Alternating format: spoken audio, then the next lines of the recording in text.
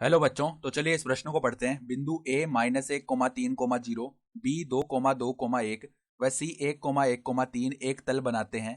तब तल की बिंदु डी 5,7,8 से दूरी है। तो यहाँ पर देखो, हमें चारों विकल्पों में से सही विकल्प का चयन करना है। तो प्रश्न में आगे बढ़ने से पहले इस प्रश्न से संबंधित जो मुख्य उदाहरण है उसकी हम चर्चा कर लेते हैं। तो देखो, मुख्य उदाहरण क्या हो जाएगी।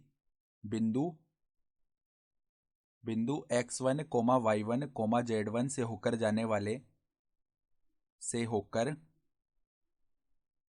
वाले उस समतल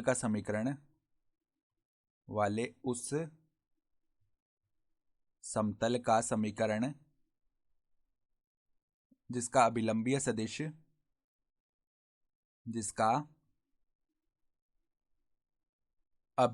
सदिश क्या हो। अभिलंबीय सदिश हमारे पास में ए आई कैप प्लस में बी जे कैप प्लस में सी के कैप हो। ठीक है, तो एक तल है जो कि x1, y1, z1 बिंदु से होकर जा रहा है और उसका जो अभिलंबीय सदिश है वो A I cap plus B J cap plus C K cap है। तो इसका जो समीकरण है, अगर हम p बोल रहे हैं ना उस तल को, तो उसका समीकरण क्या आता है, a गुणा में x माइनस x1, ये काटती रूप में है समीकरण, प्लस में देखो b गुणा में y माइनस y1, प्लस में देखो c गुणा में क्या आता है, z माइनस z1, और बराबर में क्या आ जाता है, 0। ये समीकरण होता है। ठीक है, तो अब ध्यान से देखो, यहाँ पर हमारे पास में हमें क्या बताया हुआ है। हमें बताया हुआ है कि इस समतल पर देखो ये तीनों बिंदु ए बी सी हैं। तो देखो, बिंदु तो हमारे पास एक नहीं तीन तीन दिए हुए हैं। हमें क्या करना है, इसका अभिलंबीय सदिश बताना है। तो अभिलंबीय सदिश देखो कैसे बता सकते हैं। मान लो इस प्रकार का कोई तल आ रहा होगा, देखो इस प्रकार का तल होगा।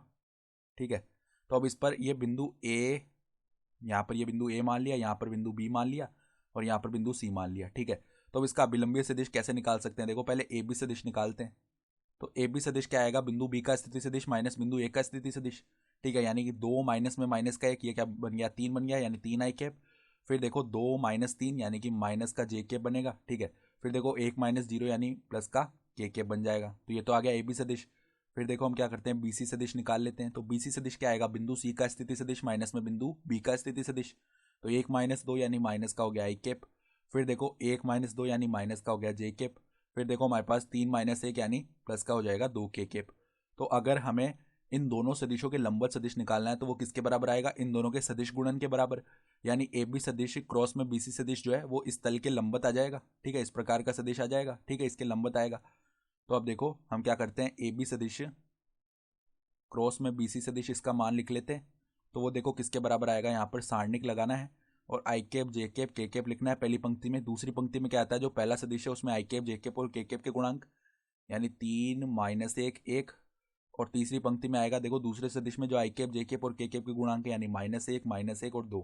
ठीक है, तो इस सारणिक का मान निकाल लेते हैं, वही हमारा सदिश गुणन आ जाएगा। तो इसका प्रसार कर लेते हैं, पहली पंक्ति के अनुदिश आई कैप लिखा, फिर देखो -2 प्लस का आ जाएगा 1, फिर देखो माइनस का जे कैप लिखा, फिर इसके गुणा में देखो 2 3 6 प्लस में आ जाएगा 1। ठीक है, फिर प्लस में देखो के कैप लिखा और इसके गुणा में हमारे पास क्या बनेगा, -3 माइनस का 1। ठीक है, तो ये तो हो गया हमारा माइनस का आई कैप, फिर माइनस का 7 जे कैप और हमारे पास माइनस का 4 के कैप बनेगा। तो ये आ गया इसका अभिलंबीय सदिश। तो तुलना करने से ए का मान -1, बी का मान हो जाएगा -7 और सी का मान हो जाएगा -4। ठीक है, तो ये क्या हो गया, अभिलंबीय सदिश के जो ए बी सी के मान है वो आ चुके हैं। तो हम समतल का समीकरण लिखेंगे। तो पी का समीकरण देखो क्या आ जाएगा, ए गुणा में एक्स माइनस x1 यानी -1 गुणा में देखो कोई भी बिंदु ले लेते हैं एक बार के लिए, बिंदु ए के लिए देख लेते हैं। ठीक है, तो इसके निर्देशांक -1,3,0, यानी कि देखो x यहाँ पे माइनस में क्या आता है, x1 आता है।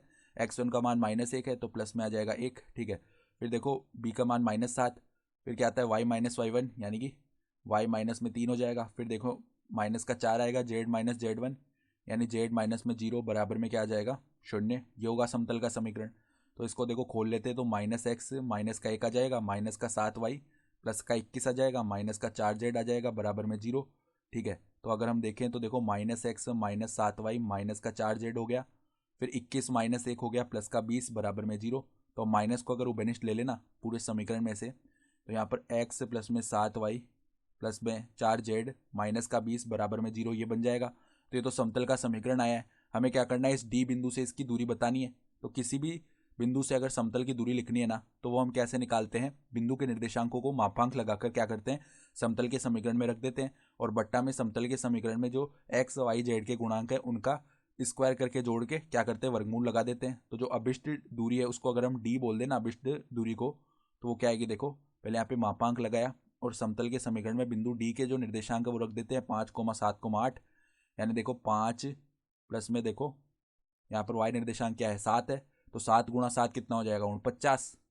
फिर देखो प्लस में हमारे पास क्या आएगा, जो जेड निर्देशांक है वो 8 है, तो 8 गुणा 4 हो गया 32, और माइनस में है 20, बट्टा में देखो वर्गमूल लगा देंगे और समतल के समीकरण में एक्स वाई जेड के जो गुणांक है उनका स्क्वायर करके जोड़ दो, यानी 1 प्लस में गुण 50 प्लस में क्या हो जाएगा हमारे पास, 4 का स्क्वायर होता है 16 होता है। सही है। तो अब देखो यहाँ पर इसको हल कर लेते हैं। तो अंदर देखो यहाँ पर गुण 50 प्लस में 5 हो गया कितना 54, फिर 32 माइनस 20 करेंगे ना, तो ये हमारे पास में देखो कितना आएगा 12, और यहाँ पर देखो वर्गमूल के अंदर गुण 50 प्लस 1 50 हो गया, ठीक है। 50 प्लस में 16 करेंगे तो हमारे पास में 66 आ जाएगा, ठीक है। तो 54 प्लस में 12 करेंगे ना, तो हमारे पास कितना बनने वाला है, ये भी 66 ही आएगा। और मापांक 66 जो है वो 66 के बराबर ही आएगा, 66 बट्टा में वर्गमूल 66, तो ये तो क्या आ गया, वर्गमूल 66 इकाई, ठीक है। यानी जो अभिष्ट दूरी है ना हमारी वो कितनी आ जाएगी, वर्गमूल 66 इकाई। तो अगर हम विकल्प देखें तो विकल्प ए जो है ना वो हमारा सही विकल्प हो जाएगा, ठीक है। तो आशा करता हूँ कि आपको ये प्रश्न समझ में आया होगा। धन्यवाद।